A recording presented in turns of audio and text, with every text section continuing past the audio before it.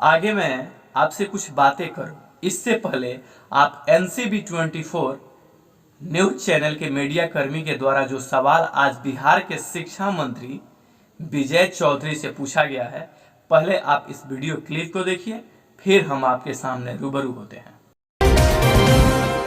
कि उनका एक मेरिट नॉन मेरिट वाला इशू था। हमने कह दिया है कि जितने लोग क्वालिफाइड हैं, चाहे मेरिट में हैं या मेरिट में नहीं है, वो सब लोग क्वालिफाइड हैं। होता तो तब है जब नियुक्ति का विज्ञापन निकलता है। वो जो पात्र होते हैं वो उसमें एप्लीकेशन डालते हैं, फिर वहाँ मेरिट लिस्ट बनता है, फिर मेरिट लिस्ट के आधार पर बहाली होती है। और जो STT 19 में पास किए हैं उनको 7वें चरण में हम लोग शीघ्र मौका देने जा रहे हैं। नमस्कार, आप देख रहे हैं NBC24। मैं हूं आपके साथ मानसी। अभी मेरे साथ यहां पे मौजूद हैं बिहार के शिक्षा मंत्री विजय कुमार चौधरी। आइए आज हम उनसे बात करेंगे और बिहार की शिक्षा व्यवस्था और STT के मुद्दों पर उनसे चर्चा करेंगे।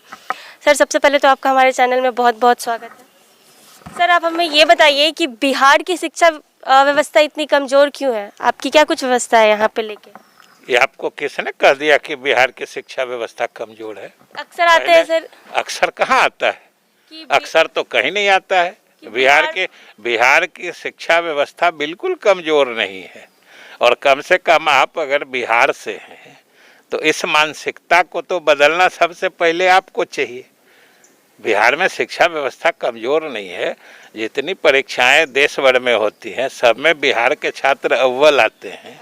यहाँ कमज़ोर हैं इसीलिए। और हम लोग शिक्षा व्यवस्था को और चुस्त दुरुस्त कर रहे हैं, जो सुधार की आवश्यकता है वो कर रहे हैं, इसलिए आने वाले दिनों में और अच्छी होगी व्यवस्था। सर, सबसे बड़ा मुद्दा अभी ये है फिलहाल कि STT के बहुत सारे लोग जो आए दिन सड़क पर उतर रहे हैं, आंदोलन कर रहे हैं, कोर्ट तक जा रहे हैं, ये कह रहे हैं कि उनको नौकरियां नहीं मिल रही है। देखिए, उन लोगों को जो तो सड़क पर कभी उतरे थे और अब तो वो सरकार के व्यवस्था से संतुष्ट होके घर पर बैठे हुए हैं, तो फिर आप उनको सड़क पर उतरने की बात याद क्यों दिला रहे हैं? वो तो सारी चीज़ों को समझ गए हैं कि उनका एक मेरिट नॉन मेरिट वाला इशू था। हमने कह दिया है कि जितने लोग क्वालिफाइड हैं, चाहे मेरिट में हैं या मेरिट में नहीं है, वो सब लोग क्वालिफाइड हैं। अच्छा, जब सारे लोग क्वालिफाइड हैं, सबको नौकरियां मिलेंगी सर? आप पहले TET का मतलब समझती हैं? TET का मतलब होता है पात्रता परीक्षा। मतलब वो नियुक्ति के पात्र हो सकते हैं, एलिजिबिलिटी टेस्ट है, जो वो एलिजिबल होंगे। कोई किसी के लिए एलिजिबल है मतलब उसको हो गया। होता तो तब है जब नियुक्ति का विज्ञापन निकलता है। वो जो पात्र होते हैं वो उसमें एप्लीकेशन डालते हैं, फिर वहाँ मेरिट लिस्ट बनता है, फिर मेरिट लिस्ट के आधार पर बहाली होती है। और वो होने जा रही है, होगी। अभी 6वां चरण चल रहा है और जो STT 19 में पास किए हैं उनको 7वें चरण में हम लोग शीघ्र मौका देने जा रहे हैं। बहुत बहुत धन्यवाद। तो देखा आपने, इन्होंने बोला कि 7वें चरण का जब परीक्षा होगा तो उनकी बहाली निकलेगी तो उनमें उनको मौका दिया जाएगा। इसी तरह के छोटे तो ये हैं बिहार के माननीय शिक्षा मंत्री विजय कुमार चौधरी, जिनके नजरों में मेरिट और नॉन मेरिट ये कोई शब्द नहीं होता। मेरिट और नॉन मेरिट का कोई अर्थ नहीं होता।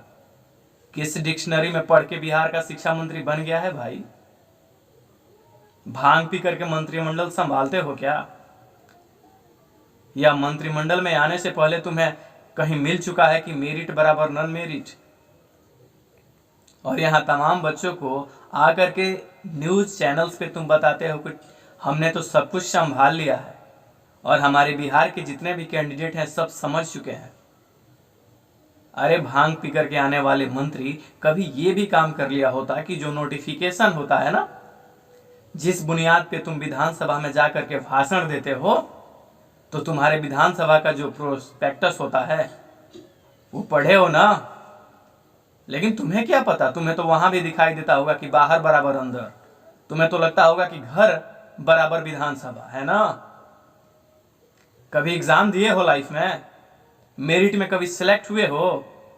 तुम्हारे घर का कोई सदस्य ऐसा है जो एग्जाम दिया हो?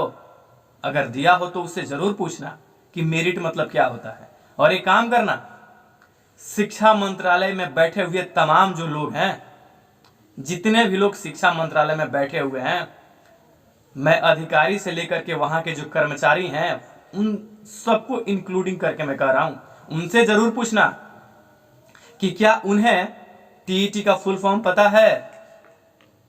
मुझे नहीं लगता कि बिहार के शिक्षा मंत्रालय के जो मंत्री और मुख्य सचिव जो हैं, इनके सिवा किसी को पूरे बिहार में पता भी होगा कि टीईटी का फुल फॉर्म क्या होता है। एनसीबी 24 के मीडिया कर्मी जो लेडी हैं, एक लड़की जिनके द्वारा सवाल ही तुमसे ढंग से नहीं पूछा गया, टीईटी टीईटी चिल्लाते हो, जहां पे टीईटी लिखा हुआ है, जिस पेज पे लिखा हुआ है टीईटी, उस पेज को पढ़े हो? कहीं ना कहीं लिखा होगा ना कि अपने मन से बस चैनल पे आ गए और आकर के बोल दिए कि टीईटी का full form teacher ability test होता है। जिस एसटीईटी कैंडिडेट को तुम बता रहे हो कि टीईटी का फुल फॉर्म क्या होता है, कहीं लिखा होगा ना तुम्हारे द्वारा? जहां लिखा गया है ना, उस पेज को जाके पढ़ो।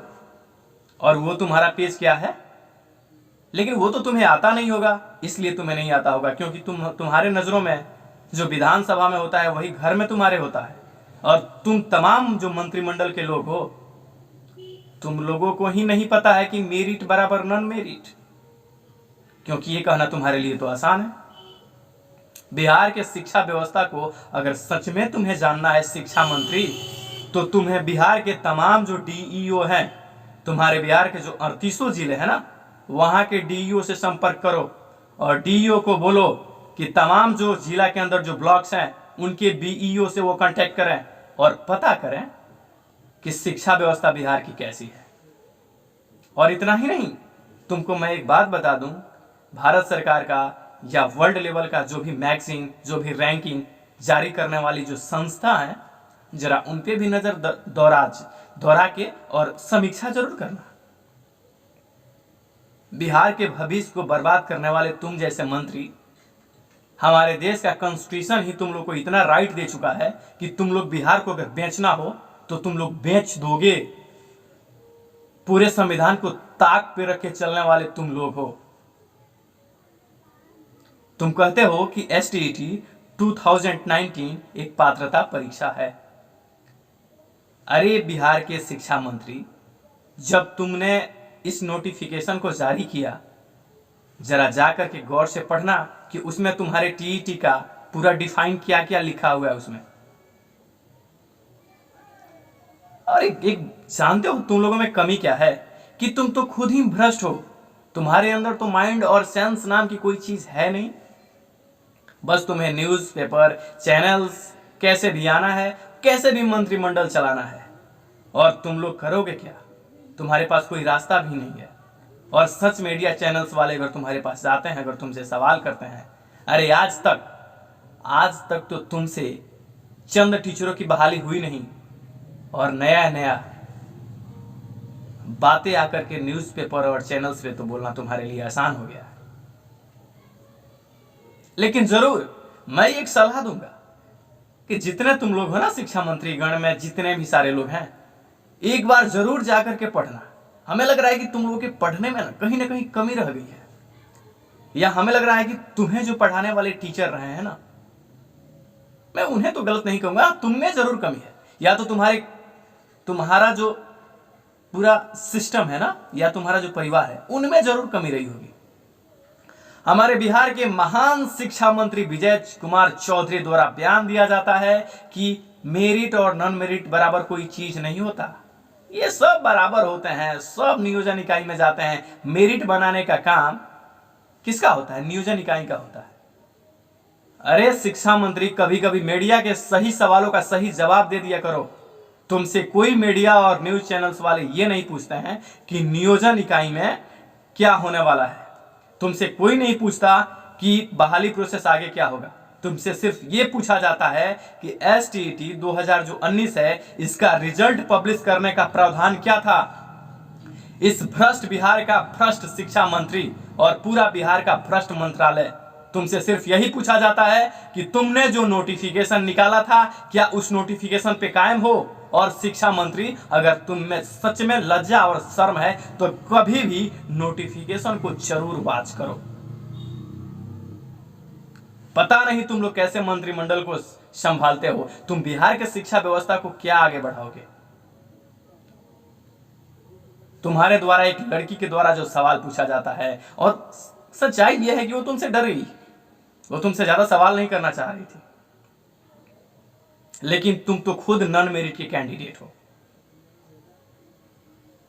एसटीईटी में जो नॉन मेरिट में है, बात उनकी नहीं है, तुम पूरे अपने लाइफ में फेलियर हो। और क्योंकि तुम लोग अगर फेलियर नहीं होते तो फेलियर बराबर अचीवर को तुम बराबर नहीं करते। वैसे ठीक है, बिहार को महान बनाने के लिए तुम सबको बहुत बहुत धन्यवाद।